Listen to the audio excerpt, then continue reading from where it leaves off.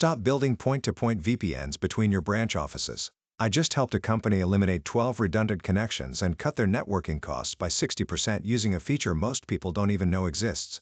Okay, you've got my attention. What's this magical feature? Hey everyone, welcome back to the Network Ninja Cloudcast. I'm your host, and today we're diving into AWS VPN CloudHub with my co-host here. Hey everyone. I'm excited because I've been struggling with exactly this problem at work. Perfect timing then. So tell me, what's been frustrating you?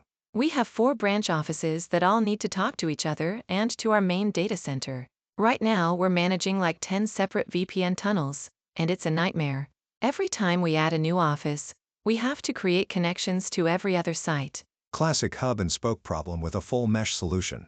Here's the math that hurts. With 4 sites needing full connectivity, you need 6 VPN connections. Add a 5th site, now you need 10. A 6th site means 15 connections. It grows quadratically with the number of sites, and so does your complexity and cost. Exactly. So what's the alternative? AWS VPN CloudHub. Think of it like an airport hub system. Instead of flying direct from every small city to every other small city, which would require hundreds of routes, everyone flies through a major hub like Atlanta or Chicago. Your packets do the same thing through your AWS Virtual Private Gateway. So the virtual private gateway becomes our Atlanta airport? Exactly right. You create one virtual private gateway in your VPC, then each branch office establishes a single site-to-site VPN connection to that gateway. The magic happens because the virtual private gateway automatically routes traffic between all connected sites using BGP, that's Border Gateway Protocol defined in RFC 4271. Wait.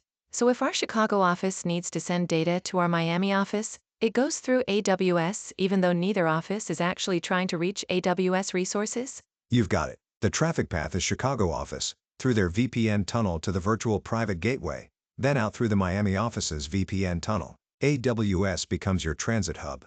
And here's what makes it work technically. Each site must use BGP and advertise unique, non-overlapping CIDR blocks. So Chicago might advertise 10.1.0.0 out of 16, Miami advertises 10.2.0.0 out of 16, and your headquarters advertises 10.3.0.0 out of 16. Those are RFC 1918 private ranges, right? And they can't overlap? Correct on both counts. The virtual private gateway uses BGP to learn these routes and automatically propagates them to all connected sites. When Chicago's router sees that 10.2.0.0 out of 16 is reachable through the VPN tunnel, it knows how to reach Miami. How do I actually set this up in AWS? First, create a virtual private gateway in the VPC console and attach it to your VPC. Then create a customer gateway for each branch office. You'll need each site's unique public IP address and BGP ASN. That's important. Each branch needs its own unique public IP for the customer gateway, so sites behind the same NAT device can cause problems. For ASNs, you can use the private range, that's 64,512 to 65,534 for 16-bit ASNs, or AWS also supports 32-bit private ASNs in the 4,200,000,000 to 4,294,967,294 range. Then create a site-to-site VPN connection for each customer gateway, pointing to your single virtual private gateway. And I enable route propagation in my route tables. Yes.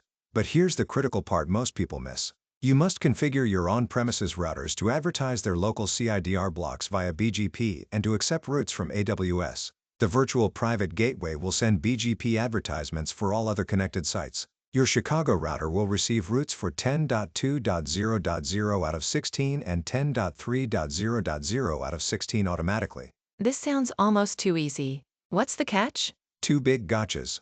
First, all traffic between sites goes through AWS, which means you're paying for data transfer. Pricing varies by region and volume tier, so definitely check current AWS pricing for your specific situation, but it can add up quickly for high bandwidth sites. Second, you're adding latency. Traffic between 2 offices in the same city still has to round trip through your AWS region. So this isn't great for latency-sensitive applications between nearby offices? Right. If your Chicago and Milwaukee offices transfer terabytes daily, a direct connection might make more sense. But for typical branch office traffic, the simplicity wins. You're managing 4 VPN connections instead of 6 or 10 connections instead of 45 with 10 sites.